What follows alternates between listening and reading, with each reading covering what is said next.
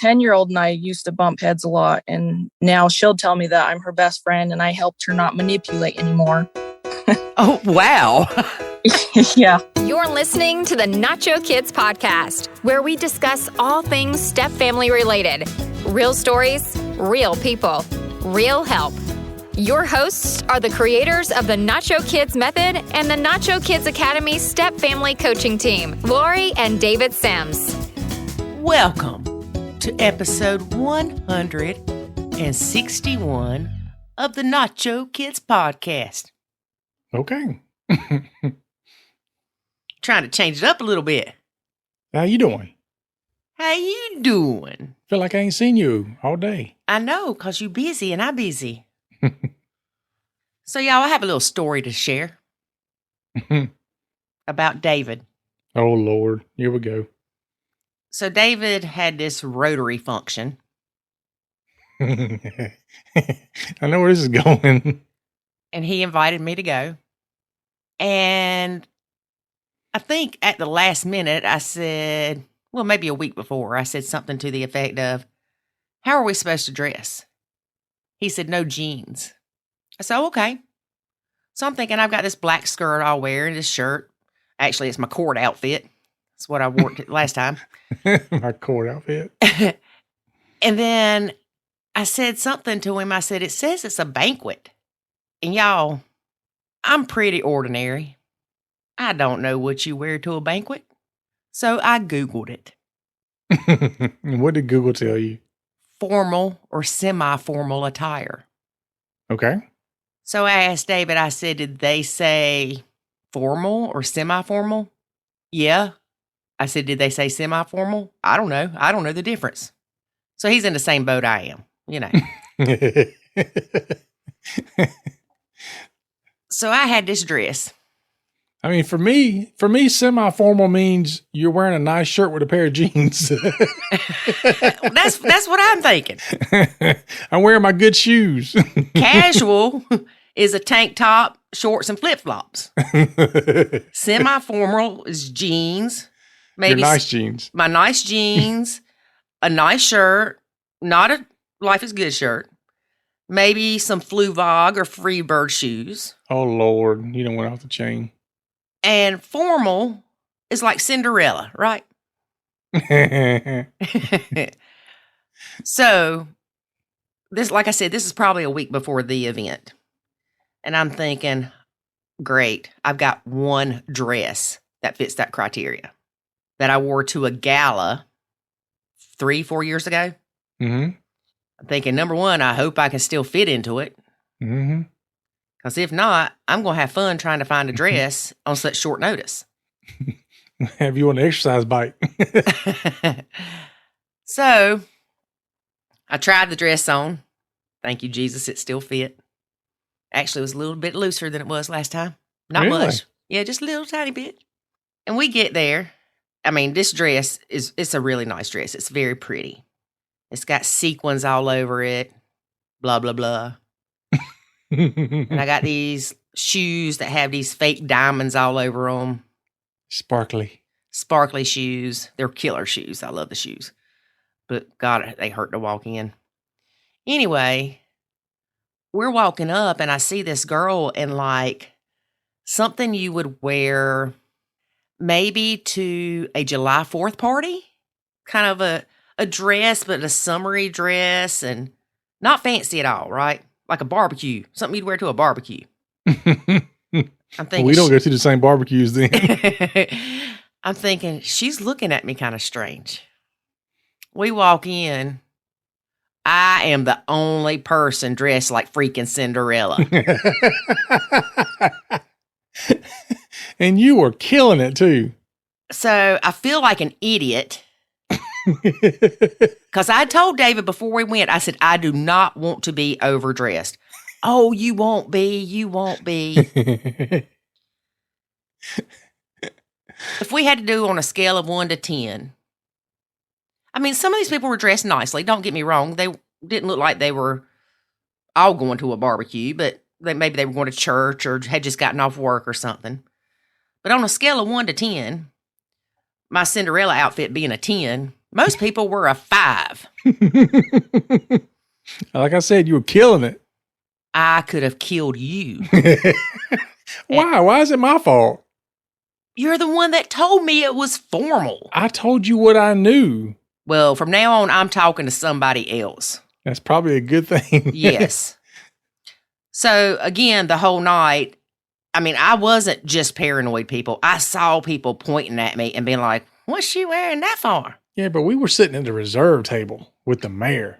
Well, but before that, when we were standing out there with the hors d'oeuvres, I saw these groups of girls, all of them just turn around and look at me like, she's in the wrong place. She must have thought she's going to a pageant. That is not what they thought. And then this one girl came up to me. She's like, I love that dress. And I said, thank you. I feel extremely overdressed. She's like, so? And Dave was like, you're supposed to tell her, no, she's not overdressed. It was obvious, folks. I mean, it's like I might as well have been the bride at the wedding. Well, she did say, well, if I had that kind of dress, I'd wear it too. Yeah, she wants to borrow my dress now. So you made a best friend. But you should have told people this is my casual dress. I got my pumpkin waiting outside. So I've learned a few lessons here. Number 1, I should not listen to David when it comes to how to dress. Number 2, I should probably have another dress on standby.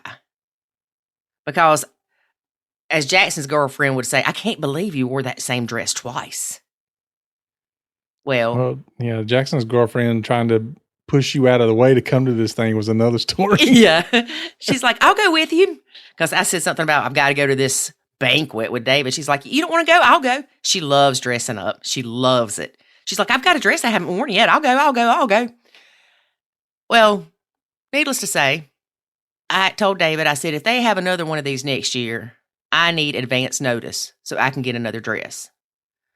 And he said, they won't have another one. So that's what he told me, folks. So if I'm on here complaining next year that I had to go find a dress, now you got to remember, we don't live in a big city. So for me to go find a formal or semi-formal outfit is not an easy feat. And I don't want to show up in casual clothes and be underdressed. So what's worse, though? Being underdressed or overdressed? Both. No, there's one that's worse. You know, I was a spectacle. If you would have showed up underdressed, you would have left. I couldn't have showed up underdressed. If I'd have worn a Life is Good t-shirt and jeans and flip-flops, I would have been underdressed. But that's your normal attire. Yeah. There you go. That's why I had to say formal. The black skirt and court shirt would have been fine. But you didn't tell me that was an option.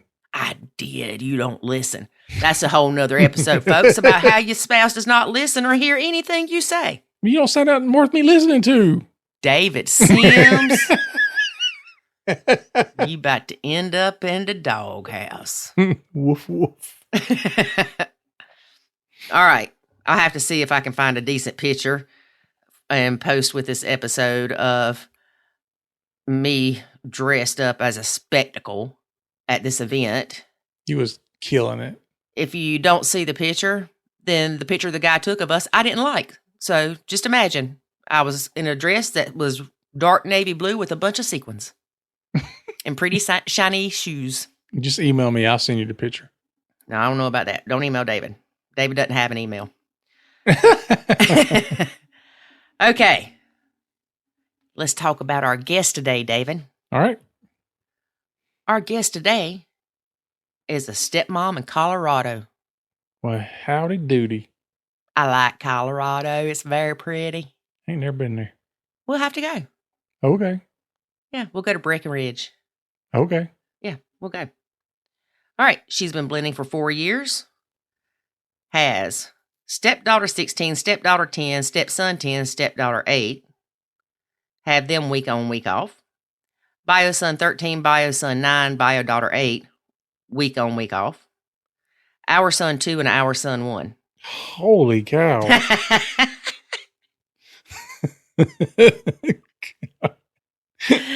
In case y'all were counting on your fingers, that would be 9. I was fixing to say, I almost had to go to my toes. Or as I would say it, 9. Mm-hmm. 9 kids. Mm. No. Mm. I mean, you get together with a guy and you're like, dog, with us together, we got 7 kids. What do you think about having some more? Okay.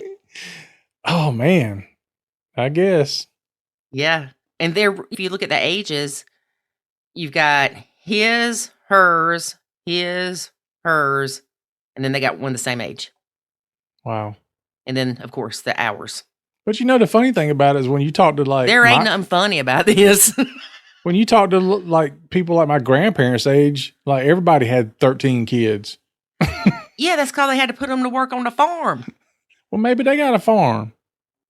All right. Maybe she plays farm on her phone or something. The hardest part of blending, the exes. Wow. So no kids? Kids weren't the hardest part? The How about exes. How about I know. that? Best advice, don't let the exes influence your household. Amen. Amen, amen, amen. That's why you leave them in Texas. Actually, David, I was saving this. They actually do live on a farm. See? There you go. Now it all makes sense. They live on a small hobby farm. There you go. See? I knew there had to be some other reason. It's 45 minutes to school. Oh, wow. An hour and 15 minutes to the Bio Kids school. Well, in New York, that's only 2 or 3 blocks. Well, this ain't New York. This is Colorado. Wow. So it's probably just down the mountain. That had to be pretty cool, though. Like being out there in the middle of my hobby farm. I want a But hobby think farm. about it. If you've got kids that are in kindergarten and they go half day, I'm assuming kids still do half day for kindergarten, you might as well sit in the parking lot Mm-hmm. or run to the Walmart or something. Well, that's why they have these kids, so the older kids can drive the younger kids. Ah, smart, David, smart. Yeah. Yeah. How about that? Something funny. The stepkids biomoms, there's 2 biomoms. Okay. They used to be best friends. And that's a story there, I bet. Maybe. Is it the story within the episode? We talk about it, but I don't think we go into great detail. See, if I'd have been there, we went into great detail. And that's why I thank God sometimes you're not there. She doesn't nacho a lot, but says she probably needs to. Her husband sees them all as their kids. Oh. And he doesn't want her to nacho. She is a stay-at-home mom. Of course he doesn't want her to nacho. Please, honey, please don't nacho. Please don't nacho my young'uns. Stepson calls her mom. Stepdaughter calls her mom sometimes. Like she calls her mom sometimes? Mm-hmm. Sometimes the stepdaughter will refer to her as mom. Okay, I was thinking she calls her mom sometimes. Like 2 names. What? Oh, like that was her name, Mom sometimes? Yeah.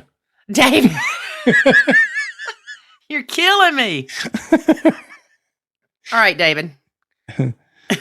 I'm done. You making my brain hurt. But probably But because that dress is so tight. it was not that tight, and it wasn't even tight. It was the shoes. Was the shoes, y'all. Oh, gosh. She kicked them shoes off as soon as she got outside. I It did. was just like Cinderella. So, I should have left them things, too. Because then I had to walk through the parking lot barefoot, and that didn't feel good either. I said I'd carry you. Yeah, after we were 2 feet to the car, after I ain't bought stupid. the hillbilly mile. I ain't stupid. I know my limits. All right. So, David, let's tell people about the Nacho Kids Academy. All right. There is a thing called the Nacho Kids Academy. There he is. And it's found at nachokidzacademy.com. And that's where Lori and I live when we're not here on a podcast. And what is there at the NachoKidsAcademy.com, David? That's where you can learn to nacho properly, save your sanity in your relationships. We teach you all those things and all those tools you need to make your life a success. We do that with coaching calls and video courses and challenges. If you're going to jump in there, you go ahead. No, go ahead. So check it out. You have nothing to lose because we have a 30-day money-back guarantee. So jump on in there, stay a couple of weeks. What? You mean if I don't like it, I can get my money back? Sure enough. Sign me up. I will. What's your email address? And your credit card number. But for real, folks, go check it out. NachoKidsAcademy.com. If you are serious about saving your sanity and your blend, it might be the best thing for you. That's right. All right. Now let's get to listening. Today we have Stepmom in Colorado. Hey, Stepmom in Colorado. How are you? Good. How are you? Good. I have to say I love Colorado. Yeah, I do too. We live on a mountain hill and we got a really nice view of the mountains. That's nice. I've been to Colorado and Wyoming and I love both of them. I just love it out west. Yeah. Love the mountains, definitely. Mm-hmm. So how long have you been blending? About 4 years now. Okay. And how many step kids, bio kids, all that stuff? I have 4 step, 3 bio, and 2 R's. What? So 9 total. Girl, are you okay? I'm getting better. Yeah. All right. So how old are your step kids? Stepdaughter 16. I have to think. Twins, boy and a girl. They're 10. And then a stepdaughter 8. Okay. And what about bio kids? 13-year-old son, a 9-year-old son, and an 8-year-old daughter. Okay. And then the hours kids? A 2-year-old and a 1-year-old. Wow. So it's pretty spread apart. Yeah. So how often do you have the step kids? We have them week on and week off, and we have them all together at once. And then they go to their other parents, and we just have the 2 for a week by themselves. Okay. And my oldest stepdaughter, she only comes down, it was once a month, but now that she's 16, hasn't been coming as often. Okay. So your bio kids also do week on, week off? Yes. Okay. So things are crazy one week. Mm-hmm. The next week, things are a little calmer. Yeah. And then back to crazy. Yep. And it's funny, I know with Jackson, it was like he was an only child one week, and then he had 4 brothers the next week. So your hours kids, they are, I'm sure once they get older, they'll be like, things are crazy one week with all these other kids. And then it's hard for them to adjust too. Yeah. They don't understand just yet. Where's their siblings? And yeah. Mm-hmm. And then it's crazy chaos. And then it's back to, it's really quiet. So do y'all have to take 2 cars when you go somewhere? Oh yeah. We had a big van, but it kind of broke down. And that's the hard part too, is we live out in Hotchkiss, which my husband drives his kids 45 minutes one way to school. And I drive my kids an hour and 15 minutes the opposite way. What? And it's just completely, there's a lot of driving going on. How are your kids going to school so far away? Well, I moved up here with my husband and his ex lives in Montrose. My ex lives in Grand Junction. And so since I live here, it's not fair to ask them to pull the kids from the school. And he works in Montrose, so it works out for him to drive his kids to school. And I kind of just drive my kids to school and I hang out at families' houses until they get out of school and then we come back home. Yeah, there's no need for you to drive all the way back home. Yeah, every now and then I will, but... Actually, I had to go to Grand Junction. Oh, did you? Yes, for training for a company I worked for. And I was there for about 2 months. Yeah. My favorite place in Grand Junction was My Favorite Muffin. I have not been there yet. What? No. Girl, I wanted to open a My Favorite Muffin store. I have to go down there and try it then. You have to go. The muffins are huge. Oh, are they really? Wow. Yes, and they're so good. And they sell other stuff too, but yeah, My Favorite Muffin. Hopefully it's still in business. I'll have to check it out and let you know. Yeah. So you meet this man. He's got 4 kids. You've got 3 kids. Mm-hmm. Y'all decide y'all were going to get married. Yes. And how were the kids getting along at that time? Because especially your bio daughter 8 and your bio son 9, they're kind of close in age with 3 of the other stepkids. Yeah. They actually were really excited when we first got together, and they had new brothers and sisters. And then it was 4, 5, 2 6-year-olds, 4, 5, 6, 2 7-year-olds, and then my older son, and then his older daughter. So it was boom, boom, boom, boom. And they did get along. And I think they get along pretty good right now too. But as the older kids are getting older, they're getting more annoyed of the younger ones. And you know how it goes. Yeah, but that's going to happen in a nuclear family too. Yeah, definitely. So what would you say your biggest struggle in this blend has been other than transportation? Yeah, I think it's the exes influences coming into the household. That has been my biggest struggle because I have 2 exes to deal with. So what's it like dealing with 2 different bio moms? Are they pretty similar? Is one cool, one's not? Kind of tell us a little bit about that. They actually used to be best friends. What? He had his 16-year-old because she told him she couldn't get pregnant. And she got pregnant, and then she kind of pretty much just, I think her plan was just to take the baby and raise it by herself and get the child support money. Mm-hmm. So he had to fight her on that. And then he only got once a month visitation. And then while he was fighting her with that, her best friend decided to help him out. And then they fell in love, got married, and had 3 kids. And so then those 2 stopped talking to each other. Yeah, they're both very similar. Are they still on the outs? Yeah. I mean, we understand why. Yeah, totally. So do they both try to tell you when little Johnny's at your house or little Susie's at your house, you need to do this? The mother of the 3 kids, she's not so bad. We're on good terms right now because they come over here and they do their thing, and they go over there and do their thing over there. And every now and then I'll try to take control. Mm-hmm. Supposed to Nacho.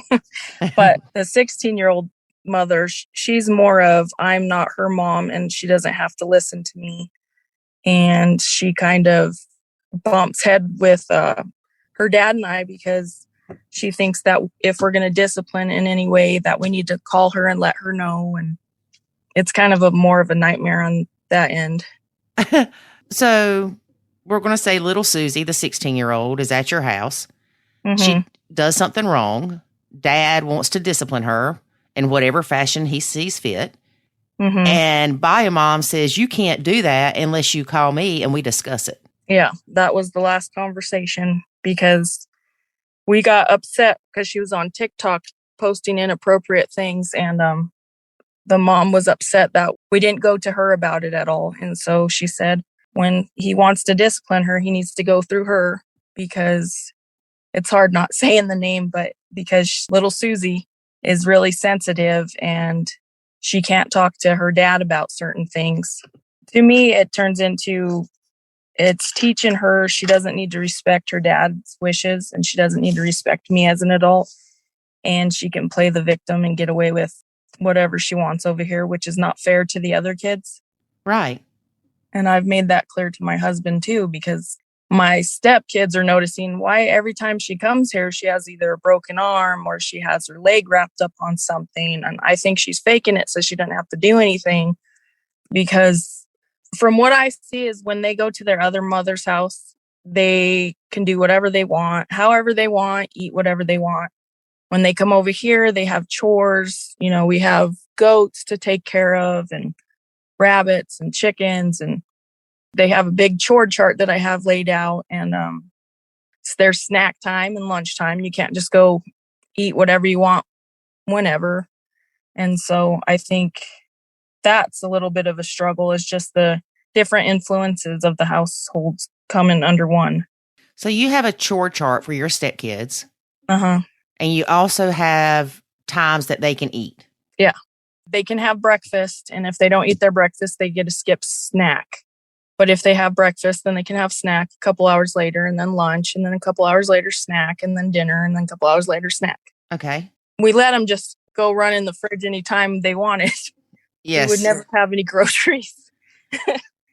So it sounds like to me that you don't nacho a whole lot. Yeah, I'm still trying to learn that. And that's okay. You can be on this podcast and not nacho. It's not for everybody. But how does your husband feel about that? Is he on board with the chores and the eating times? And is he okay with you being in control of those things? Yeah. I actually talked to him about the nacho because there was a while there I was going absolutely crazy. Like, I can't do this. I'm retraining these kids my way and I'm turning into the bad person. And I did tell my husband I would like to nacho, and he was just more of, no, they are our kids. I want you to treat my kids like your kids. And I've had outside people say, well, that's a little different because my kids naturally have that bond and love and trust for me, as to where his kids, not so much. Exactly. And so I'm the stay-at-home mom. So I pretty much run the household, and my husband goes to work and comes home, and I'm on the kids, get your chores done. Right now, my stepdaughter, 8, her and I really butt heads right now because she used to play dad and I, and now she's starting to realize I don't really have to listen to you, but I do have to listen to you. And so that's been pretty tough on me the last few months. And sometimes I just, I'll tell them you need to take a shower. And I'm trying to, sometimes I think in my head, okay, nacho. And I'll look at my husband, and I've told them this many times to take a shower and they're not showering. So you need to do it. Or go check their room. I told them to clean it. I'm still trying to learn the different ways. Well, if he's home and it's time for them to take a shower, he needs to be telling them to take a shower. Right. Not waiting for you to tell them several times, them ignoring you, and then you saying, hey, they're not listening to me. You need to tell them to take a shower, because that still puts the target on your back as the evil stepmother. Yeah, right. Yep. And I understand you are at home with them a lot. So it is a little different than if you weren't a stay-at-home mom. But that doesn't mean that you can't nacho. And sometimes it's more of a mentality versus physical nachoing. So, for instance, your husband agrees that they should have these chores, right? Right. If they don't do the chores, then what's the discipline? We've been playing with that, so it changes all the time. So we turned it in. If they don't do their chores, they get dishes for the night. Okay. So if they don't do their chores, you know what the punishment is. They know what the punishment is. So don't nag them about it. Almost like kick into a babysitter mode. Your dad said you need to do your chores. Well, they don't. Well, what's the babysitter do? Yeah. She doesn't keep nagging about it. She lets the parent deal with it when they get home. Right. Yep. That makes sense. And that will help take that target off your back, and it will lower your stress as well. So what time does your husband normally get home in the afternoons? About 6:00. Okay. About dinner time. And I assume you cook dinner. Yeah. And I'm sure he doesn't want to come in and say, little Susie, you didn't do your chores. You have to do the dishes. Or he doesn't want to come straight in from work and have to deal with what all they've done wrong all day. Yeah. And I've made that mistake of nagging him of this and this and this happened. And he's like, you just pick at them all the time. And I'm like, oh, no. Yeah. Well, it's like I told David, with that many kids, there's a lot that can go wrong in 30 minutes. Yeah. But again, before you tell him all the things they did wrong, think about what things really matter. For instance, if the stepkid cussed at you, that's definitely something you need to tell dad. Yeah. If the kid's got in a fight, there's nothing he can do about it. It's over and done with. So unless there's some disciplinary action that needs to take place, then there's no need to tell him about it. Does that make sense? Yeah, it does. And I think as women, and I'm not trying to group all women together, some may not be like this, but for instance, if we're at work and we go to lunch with somebody, we may tell our husband, oh yeah, I went to lunch today with such and such. But then we find out 3 weeks later that they went to lunch with somebody and didn't tell us. Well, are they not telling us because they're hiding something? No, they just didn't see that there was a need to tell us. Yeah, They don't share as much as we do in most cases. that's true. So what I started doing with David, when I started nachoing, after I was around the kids by myself again, I would make a list of things they did wrong. And 30 minutes before David came home, I would review that list. And I would pick out the top 3 important issues. Mm-hmm. Sometimes I didn't even have 3 that I felt were important at that time, because he didn't need to know everything the stepkids did that annoyed me. Yeah. And for instance, we had a rule that if you went to the sister-in-law's house next door and decided to go to mama's house, you needed to let us know, right? Mm-hmm. So, of course, that happened and they didn't let us know. Well, if I told my husband, I kind of expected there to be some kind of discipline. You know, your kid broke the rules, do something. And his mentality was more of, y'all forgot to tell us when you left Angie's and went to Mama's. Don't let that happen again. It's important that we know where you are. Yeah. So that was his way of dealing with it. And it's funny because I did think that he should be more strict. But now the older my son gets, if I tell him, let me know when you leave one place and go to another, if he forgets, I do the same thing David did. Yeah. I just say, you were supposed to do this and you didn't. Next time you need to let me know. So there's no discipline, right? Right. But I really thought David's kids should have that discipline. So my expectations for his kids was a lot higher than they ended up being for my son. Yeah. And that may not be the case with you, but I know it is the case with a lot of us, especially if there's an age difference with the stepkids. Mm-hmm. And the bio kid. There was 5 years apart between Jackson and the triplets. So stuff that they were doing at 10 that I thought they should not be doing, or things that I thought they should be doing, for instance, like certain chores, I didn't expect the same thing when Jackson turned 10. Yeah. And a lot of that was guilty parent syndrome. I admit it all day long. Does your husband have guilty parent syndrome, you feel, or is he pretty much on board and he disciplines them when they need it? I feel like he does have guilty parent syndrome, but he is on board and he does back me as much as he can.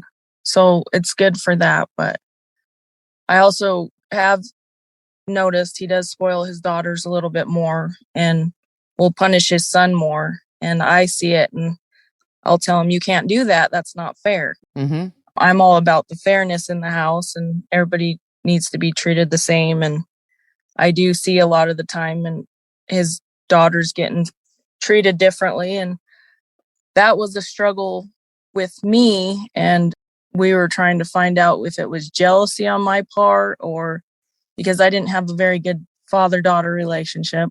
Right. Or if it was, I'm just noticing him treating them different and they're kind of more little daddy's princesses. Mm-hmm. And so the 10-year-old and I used to bump heads a lot. And now she'll tell me that I'm her best friend and I helped her not manipulate anymore. Oh, wow. Yeah. She would fake her temperature and stuff to stay out of school. And I would tell her dad, she's fine. She's not sick. And we'd kind of bump heads because he goes, no, she's sick. And I'm like, no, she's not. And later on down the road, come to find out she was faking and raised her temperature. And so there was a lot of that in the beginning, manipulating and whining and tantrums. And, you know, you go from a house where you could do whatever to a strict house that has structure. At first, it was really, really hard. And I was almost in tears every day. It's gotten a lot better since. But I mean, there's times where you just want to pull your hair out. Yeah. Well, have the kids said anything like, we don't want to come to your house, Daddy, because we have chores, or you make us work too much, or you're a slave driver, or we don't have to do this at Mom's? No, actually, I've heard the opposite of them. I've heard them say that they wish their mom would have chores and they wish their mom would have discipline because then they wouldn't act the way they would at their mom's house. But really? Yeah. And that's where I think they're seeing the structure, and kids long for that structure. Uh-huh. And right now, my 8-year-old stepdaughter, we're bumping heads right now because sometimes I think she sees not better over here, but she doesn't have to be the adult. She's not in control. Right. And so every now and then she'll start calling me mom, and my stepson calls me mom. My older stepdaughter, she doesn't, but she's the one that said, "You're my best friend and you help me not manipulate." And they'll come back from their mom's house. And at first I would notice their eyes would be black from not eating too good. Sometimes their hair would come back green from in the swimming pool for so long and not taking showers. And so I felt it as my job as the stepmom. Oh, I got to teach you guys. You need to take a shower after going swimming. You need to eat better. And I was driving myself crazy because I had my 2 babies and my own bio kids. And I just felt like I was constantly trying to retrain these kids as they came back from their mother's house. And my husband and I bumped heads about it a few times. So they would come back from bio moms. You felt like they haven't been eating healthy, haven't had the proper hygiene. So you would talk to them and say, you need to take showers more often, you need to eat better and stuff like that. Yeah. I would say it in a roundabout way where I wasn't putting the mom down or anything. For instance, we were driving the other day and they said that a car sped around us and they said, "Can we flip this car off?" And I said, "Absolutely not." I said, "You don't know what that person's going through. What if their dad's in the hospital and they're rushing to get to their dad's?" Or I said, "You don't know what that person's going through right now." And they told me that their mom let them flip somebody off that was driving behind them. So I'm not going to say, "No, you can't do that." I just kind of explain it in a different way without attacking the mom in their eyes. Yeah, I get that. I have to say, though, if my stepkids said, "Can we flip somebody off?" we'd have been like, "No, of course." And they're like, "Well, mom lets us do it," and say, "Well, that's just not appropriate." Yeah. Yeah. Not bashing mom, but just saying that action is not appropriate. And the world is crazy now. One of those kids could flip somebody off and they shoot them. Yeah, exactly. Yep. I mean, I don't know if it's like that out in Colorado, but people are crazy out here. So it's like I told my son when he started driving, I said, don't blow the horn at people unless you need them to move up, but just don't be anxious. Yeah. Just calm down because you don't know what somebody's going through and they could be on the edge and just like, I have nothing to live for. Exactly. Yep. Yeah. So your husband, what does he think when they come back and they haven't been eating well or their hair's been green from swimming too much and not showering?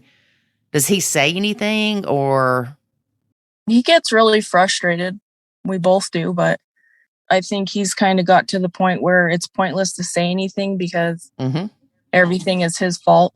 Yes. And I have noticed the 2 exes both do this, but they'll say, "I'm so sorry that it's so hard at your dad's house. And I wish you could just be with me full time." And, they do that a lot. Or, "I'm sorry, he's so strict and you can't talk to him." And they kind of coddle him a lot. And I've noticed that. And so over the last couple years, the first ex, the 16-year-old's mother, I was getting along with her okay until I kind of watched her over the years of what she pulled on my husband. Right. And it was just kind of disgusting and it upset me. So I'm over and done with her. I don't even want to see her, talk to her. She's just not a good person at all. Right. And the 3 younger, she's more, I'm doing this to look good. I've heard from people say that she only had kids because all her friends were having kids. She doesn't really want the kids. And over time, I kind of see that with her too. So I kind of understand where the kids are coming from of wanting structure. And like there was a Mother's Day. We were like, "Do you want them for Mother's Day?" And she goes, "No, I'm okay." I'm like, "Okay, well, that's mother, go do your own thing." Or she has a boyfriend right now that doesn't want any kids. And so I told her, I said, "Well, that's a red flag right there." And she goes, "No, they're growing on him." And I said, "Well, do you guys ever go do anything together? Or is he just strictly, I don't want kids?" What is that teaching your daughters in a man? And so it's hard for me because I do love and care for them. And it's part of me wants to do Nacho and part of me wants to raise them. But I still haven't found the good balance between being the mom and hands-on to taking a step back and not being so stressed out all the time. Well, you actually can do both. And I know this Yeah. might sound confusing to some people.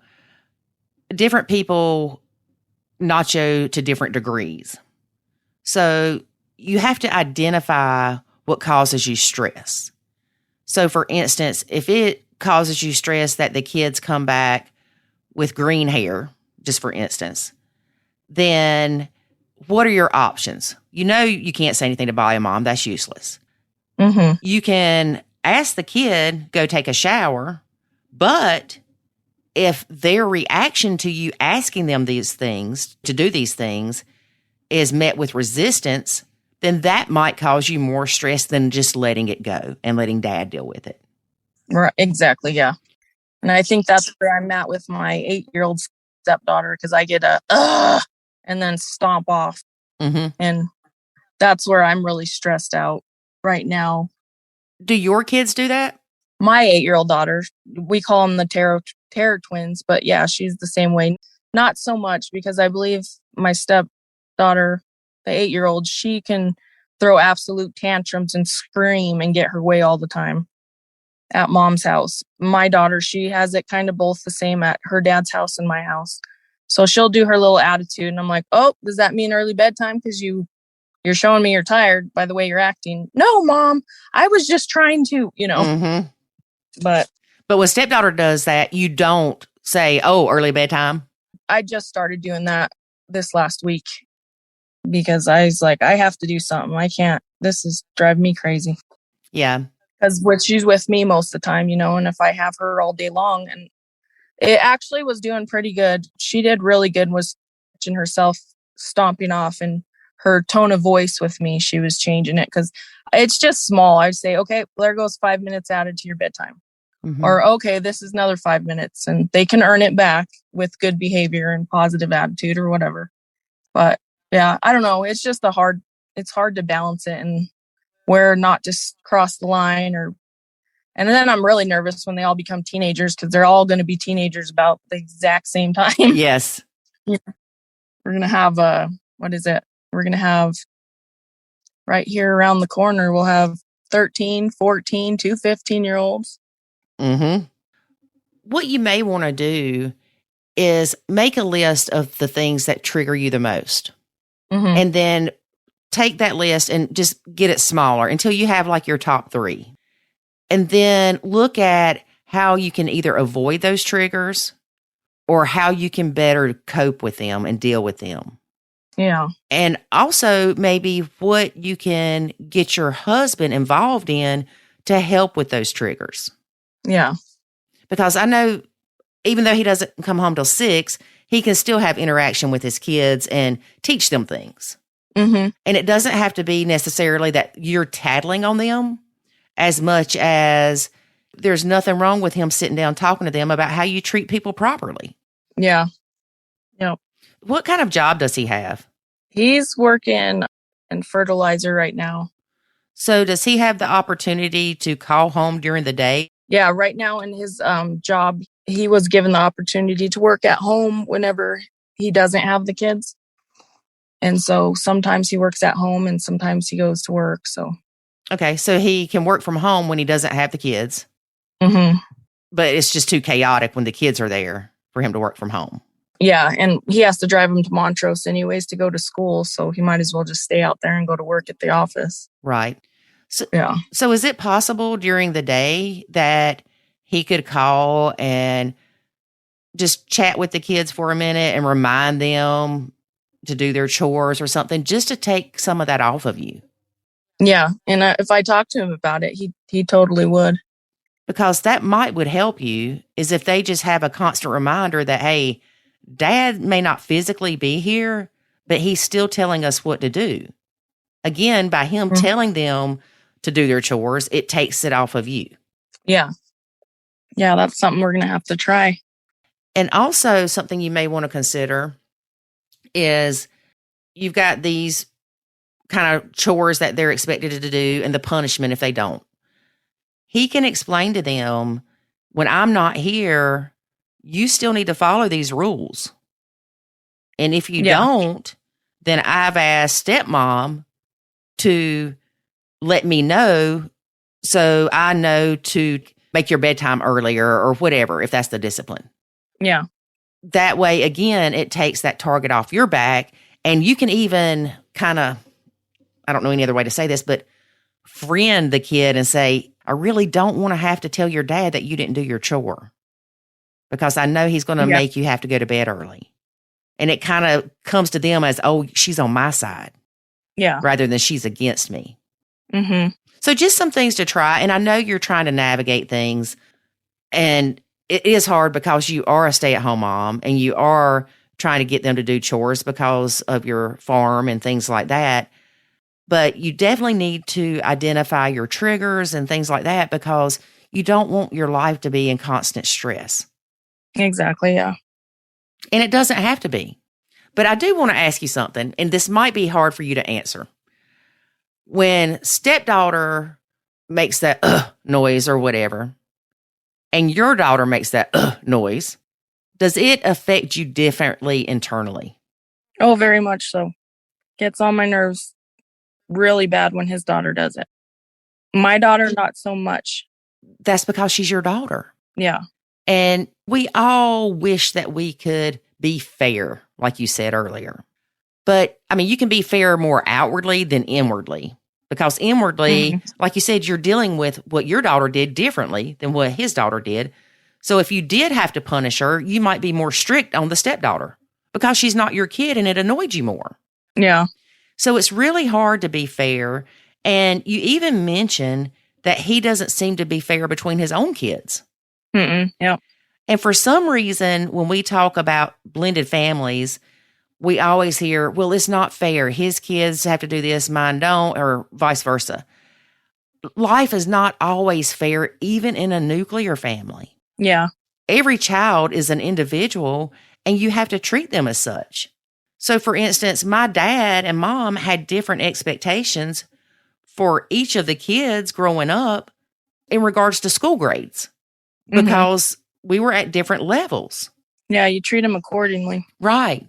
And it might not bother little Susie to go to bed 10 minutes early if she's bad, but it might just annoy the crap out of little Johnny to go to bed early. So he's going to be more aware of his actions because he doesn't want that discipline. Yeah. With the stepkids, again, we didn't have as many as you. Thank you, Jesus. But there were almost like different types of discipline for each one that David had to do because one of them didn't care if he couldn't go anywhere. He was fine playing games. So, of course, taking games away from him was like the world was coming to an end. Whereas one of them, it's almost like the kid just had to know David was disappointed in them. And that bothered him more than anything. And that's how it was with me. My mom could beat me with an inch of my life and I would just stare at her. And my dad could wiggle his toe and I knew I had disappointed him and it broke my heart. Yeah. And that I see that with my bio son, 13, with my husband. You could just tell he respects him a lot and he doesn't want to disappoint him. So it's just, it's so different. All the different kids and the ages and what will work with them and what won't work with them. I actually told my husband a couple years ago, I was like, if I would have known what I know now, I wouldn't have married you. I was so stressed out. Yeah. And now after the Nacho and kind of trying to take little bit steps back, I'll sit back and we'll be watching a family movie and I'm like happy and I love my life and I love all my stepkids and my kids and it's a crazy zoo and it has its up and downs, but it can work if you, like my husband and I, we really love each other and we really want to make it work. So I think it works if you have that backup and you can communicate. I had posted something recently, a meme that I made, and it was, I guess it's a meme. I don't know the difference in a meme and a GIF really. Well, I guess a GIF is action. But anyway, so I had posted this thing about do not let divorce be in your vocabulary. Yeah. And oh my gosh, people took that and ran with it that I was saying, even if you're in an abusive relationship, you stay. No, that's not what I was saying. What I was saying is what you said. You love your husband, he loves you, and you're going to find a way to make it work. Yeah. Yeah, exactly. And if you or he constantly throws up the divorce word, it creates an insecurity in that marriage to where nobody's all in. Yeah. But you can't fix your marriage if you've got one foot out the door. Yeah. We do have our ups and downs, but I think why we are going so good because the kids do come here and they see how much we love each other. We have our little bickering, but they'll see us apologize to each other, and they have a good, strong, stable foundation. Kids know that I put him first and he puts me first, and we're going to back each other up. It's not, no, I'm going to put my kids over my husband type of thing. It's, we need to have each other's back, because after the kids are grown and moved out of the house, if we constantly put the kids first, we're not going to have a relationship. So we're building our relationship and showing the kids what a good relationship and a healthy relationship looks like. And yeah, that word divorce needs to be out of it, because I threw it out there a few times just because I was so stressed out. Mm-hmm. And the kids, I've had to say a few times, tell them, you know, you've went through divorce with your mom and dad, and you guys watched me and dad separate. And I always tell them, you're not going to watch that with this one, because we really love each other. And they're like, oh, good. Thank goodness. Yep. And we forget sometimes too that these kids have been through something. And I don't care how old they were when the parents split up. My son has never known his dad and I together. My parents split up when I was 30. So, Yeah. I mean, there's a big difference there, but it's still not easy. And it makes you kind of put your wall up. Like, they may not want to get close to you because they're afraid that you're going to leave too. Mm-hmm. And if they hear y'all threatening divorce, then even if you're just mad, I mean, and you've got a reason for saying it because you're so angry, they hear that, and we don't realize that you and your husband may get over that the next day or something like that. But the kids, they heard they might split up. So for a long time, that affects them, whereas y'all were already over that point. Yeah. Well, and what we do a lot too is we have family meetings. So we'll sit down with them. If I do something or dad gets angry, we'll sit down and talk to him. And, you know, everybody's human. We make mistakes. I'm sorry I got so upset. This is why I need to go take a time out. And, you know, we're trying to teach them that way too. As adults, it's okay. We have our temper tantrums too. We've never really gotten to the point where screaming and yelling or anything like that. Right. In front of the kids, but just little bickering here and there. Mm-hmm. And that's normal. Yeah. They need to see that and how that's overcome as well. Yeah. The family meetings that you have, we had tried family meetings one time, and it just turned into a complaint session. That's what it seems like it is. Yeah. So we had to start kind of integrating positive things. And if the kids started going off on a tangent and we could tell it was going negative, we would kind of interrupt them and say, but what was good about that? Or something, because I remember one time at the quote, quote, family meeting that we had, it's like all they did was bash my kid. And I'm thinking, I'm not coming to these family meetings to hear how much your kids hate my son. That's not healthy for them. That's definitely not healthy for him. And it's going to make me flip out on them. Yeah.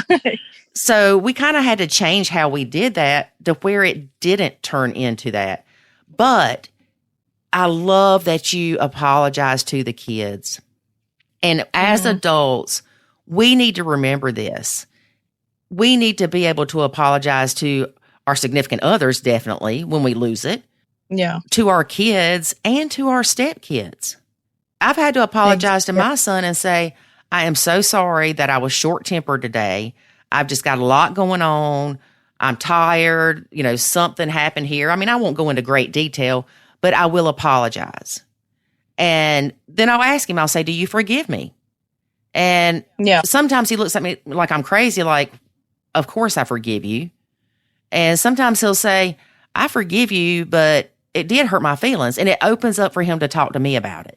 Yeah. And the same with the stepkids. I've apologized to them for things that I've done in the past. Mm-hmm. Yeah, that's what we do too. And I think it's good for them to see my husband and I apologize to each other in front of them. Yes. I felt this way, and from my perspective, it was this, and we'll talk like that in front of them sometimes. And and you want them to be able to apologize to whoever they need to and not feel like it's a bad thing. yeah, I think that's another hard issue right now too, is the stepdaughter, 8-year-old, she does not get along with none of the kids. She fights with every single one of them. And that's the other thing I'm trying to figure out, is how we get the love in the house. No. Well, I have seen families where the step kids and the bio kids, they never really hang out or talk to each other or anything like that. And a lot of it has to do with age and different circumstances, of course. And that's hard. But if she doesn't get along with these other kids, it's the perfect opportunity to teach these kids how to deal with somebody that is trying to rile them up, or somebody that's trying to fight with them. I mean, I don't know exactly what the issues or how she acts towards them, but for instance, if she's ugly to your daughter when your daughter asks her something, your daughter's eventually going to stop asking her things. Yeah. And that's okay. My husband just tells them, you got to learn to be the bigger person and just walk away. Yep. And a lot of people would say, oh no, somebody needs to tear her tail up. She shouldn't be allowed to act that way. Think about this. We as adults sometimes struggle with how to portray how we're feeling and what we're struggling with. Mm-hmm. There's this 8-year-old that her brain won't even be formed fully for another, 15, 16 years? Mm-hmm. And she's throwing a tantrum because that's how she knows to deal with things. She doesn't have those coping skills. Yep. There's a book that you may want to look into. It's actually, I talk about Dr. Daniel Amen a lot. It's Amen. I love his writings. And a lot of what he writes about is automatic negative thinking. And he wrote a children's book, and it's called Captain Snout and the Superpower Questions. And then it says, don't let the ants steal your happiness. That might be a good book for her. Yeah, I'll look into it. Yep. Because a lot of times we are angry or having these tantrums just because of what's going on in our mind, not necessarily what's going on around us. Yeah. And I think it's important to teach kids to talk about their feelings, to focus more on the positive, and to learn how to deal with the negative. Yeah, exactly. Yeah. And some people may say, she's 8. You can't teach her this stuff. I'm sorry, but you can. Yeah, you can. Yeah. Because you mentioned earlier, too, that you and the 10-year-old have a better relationship now than you did a couple of years ago. Uh-huh. And that's something we all need to remember, too, is these relationships change over time. You may be doing great with the 10-year-old from now till she turns 13, and then you hit a speed bump. Yeah. But that doesn't mean you throw your marriage away. No. We're really quick to try to find the easy way out. And I know you said you told your husband that if you would have known what you were getting into, that you would have never married him. Honey, I think we all can say that. Yeah. But the difference now, since I have implemented the Nacho Kids method with the stepkids, the difference now is I would do it again because it strengthened my relationship with the stepkids, my own bio son, my husband, the in-laws. Plus, it has allowed us to help other step families. Yeah. It's helped me, from the little bit I know, a little bit take a step back. Mm-hmm. Some people can say to you, you've got so many kids, you should just nacho all those stepkids. But that's not who you are. Mm-mm. And that's okay. But you can be a role model for these stepkids and a mentor and a confidant without parenting them. Yeah. So that's why earlier I said you can do both. Just because you nacho doesn't mean that you exclude yourself from their lives. Yeah. And something else, and I'm going to take this little part out because I don't want you to think that I'm saying you're doing something wrong, because I don't think you are. If for the stepkids, when you need them to do something, I found with my stepkids, if I said, can you help me and do such and such, it came across completely different to them than if I said, go do this. Yeah. I use that positive reinforcement a lot, especially with the 8-year-old. Like, hey, you're so good at doing windows. Would you like to do them? And she is such a great kid with positive reinforcement. It's crazy. It's like night and day. You tell, and she's just like my 13-year-old. You tell them to do something, they're like, no. Well, you're so good at this. Good job. Yeah, can I go do it? And then they start fighting over who gets to do it. Well, and that's something too. Are you okay with me leaving that part in there? Yeah, I'm okay. fine. I'll clean it up a little bit. But we also forget that some kids thrive off positive reinforcement. Very much so. And she definitely is one. Yes. So if you say, little Susie, you did a great job mopping the floor. Thank you so much. Then she's going to be proud of herself. And I think a lot of parents actually make that mistake a lot by always focusing on the negative and never letting the kid know when they did a good job with something. And with that whole family meeting, I was going to tell you that we actually started having Kid of the Week to sit around in a circle and our family meeting. And then we say, okay, we just want to thank so-and-so today because we've noticed this last week you've been working really hard, and we go buy them a little $10 gift of some sort, whatever they like. Yeah. And we make sure it goes around to hit all the kids, and then they all try to help out more. I'll be carrying the trash and all of a sudden you'll have 3 kids run at you. Oh, I got that for you. It's cute, but positive reinforcement goes a long way with kids, especially the younger ones. Yes. And honestly, I caught myself doing that with my son because you're trying to teach him at a young age, don't touch hot stuff, don't run in the road, don't eat bugs, all this don't stuff that you're not giving them that positive reinforcement, or at least I didn't feel like I was until one day I did something and Jackson said, good job, Mommy.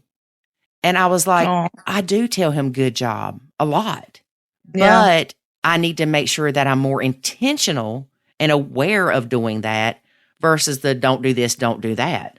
Yeah. And it's hard not to. Same thing with the stepkids. It's hard not to lose your focus on your own or lose focus of your own bio kids because you're trying to retrain the stepkids, like you said. Yeah. And it's such a hard balance. And it gets stressful. But the other day we went to a baby shower, and my stepdaughter and her friend won a gift, but it was just candy or something. And her friend said, oh, man. My stepdaughter said, well, I'm glad we get something at least. And so on the ride home, I said, I'm really proud of you for saying that. Yep. And I have to sit there and really think in my head, oh, I have to give him something positive. Can't just nag all day long. I remember one time when we had met with a counselor and he said, Lori, you need to look at it as a bank. 5 positives to 1 negative. Well, I had already heard that. And y'all, this tells you how bad of a place I was in. I could not think of one positive thing to say to those stepkids. Not one. Yeah. And we joked that that's why I had to disengage so long because I couldn't think of nothing to say. But really, we just all needed to heal. But now I can give you a list a mile long of good things about these kids. And that just goes to show that I had to change my perspective a lot. I think that's what I probably need to do with my husband too, because I came from a really negative household. And so negative is the first that came to my head. So when my husband gets home, instead of, having diarrhea at the mouth of everything negative that went on, 1 negative to 3 positives, or 5 positives to 1 negative. 5 positives. Yeah. I said that completely. Well, 3 would be better. It'd be a lot easier. But I think that by me writing it down before David got home, reviewing it, it helped me to say, so what that they got in a fight at 10 o'clock this morning? Yeah. Everybody's past it. Why rehash it? Why stress David out, making him think he needs to do something about it? Yeah. I think that's a good idea, and I'm going to try it. Try it. Yeah. Going over the next day or at the end of the day, because it's probably, like you said, it's not going to be that big of a deal. Yep. And also, when you review that list, think about if you were on the other side and you were coming in from work and your husband says, okay, stepmom in Colorado, your kid did this, and this today. Yeah. You would say, I'm going to quit coming home if you're going to keep telling me this crap about my kid every day. Yeah. It just puts you on the defense right away. Right. And it puts strain on your relationship with your significant other. And something else Yeah. you can do is ask him what he wants to know about. Yeah. Do you want to know when little Susie back talks me? Do you want to know when little Susie and little Jenny get in a fight? Ask him what he wants you to tell him. What's important for him to know. Yeah. And that'll help narrow it down a little bit too. Yeah. Well, stepmom in Colorado, I admire you. Thank you. 9 kids. 9. Make it an even 10. No, I'm just kidding. You might as well, girl. What's it matter at this point, right? What's one more? Yeah. David always makes the comment, once you get past 3, it doesn't even matter anymore. Yeah, it really doesn't. But I am very proud of you for trying to improve your blend and not just giving up. And you have to figure out what parts of nachoing works for you and what parts don't. And if none of it works for you, then that's fine. Nachoing doesn't work for everybody, and we know that. But you did say that since you've started nachoing a little bit, you've noticed a little bit of your stress being relieved. Yeah. So just keep trial and error, girl. Trial and error. Thanks. Well, thank you so much for being a guest and sharing your story. Thank you for having me. I would love to have you back in a couple of years when these kids hit teenagers. Oh, definitely. All right. Remember that. We'll see. Okay. All right. Thank you. Thank you. Bye-bye. One of the things that this stepmom talks about is they have family meetings. Remember, we tried that. And we had to be careful because it could quickly turn into a let's complain about Jackson or let's complain about Lori Fest. Mm-hmm. So it's important when you have these family meetings that you talk about positive things. They were Not positive. just- They were positive. They were positive that you two were driving him crazy. Hey, I would admit to driving them crazy, but my baby boy didn't do nothing. Yeah, that's what I said. But it's important to not let these meetings turn into let's bash somebody. Mm-hmm. It's important to talk about things that are going well and maybe not even talk about blended stuff sometimes. Mm-hmm. Let it just be about how the kids are doing at school or things they've got going on or Yeah, let's plan for the next weekend, or let's do vacation planning or Christmas planning. Yeah. One thing that's cool is they have a kid of their week in the family meetings. You can do that when you got 9. Yeah, but could you imagine if we had, say we had a family meeting every other week because of the schedule with the kids, right? Mm-hmm. Say we picked Ethan week 1. Mm-hmm. Week 3 comes, Branson's been mad for 2 weeks because we didn't pick him. So you have to pick Branson week 2. Well, you just put their names in a hat and draw. That's what you used to do with showers because they would argue about who had to take showers when. So we would put numbers in the hat. Yep. And they would draw.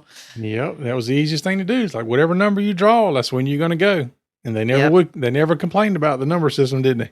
No, they didn't. And we learned quickly not to say, where do y'all want to go eat? Oh, gosh. No.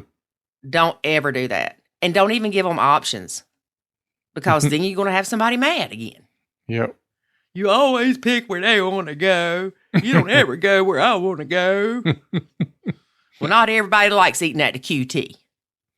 We didn't eat at QT. I know. If we had a QT, we would have ate a QT. Probably. All right, everybody gets 2 hot dogs. Sounds like a meal to me. Yeah. In our formal wear. That's like that free piece of pizza that you can get at QT or you could get at QT when, it wasn't QT, it's Circle K. Isn't that what we got in Lancaster? Yeah. Yeah, Circle K. And I told Jackson, I texted him, I said, I just got a free piece of pizza with my gas fill up at the Circle K. He said, how'd you do that? I said, it says if you purchase 5 or more gallons of gas, you get a free piece of pizza. Took my receipt in there and got me a free piece of pizza. He said, how was it? I said, it wasn't too shabby for a free piece of pizza, but I don't think we're going to eat dinner there or anything.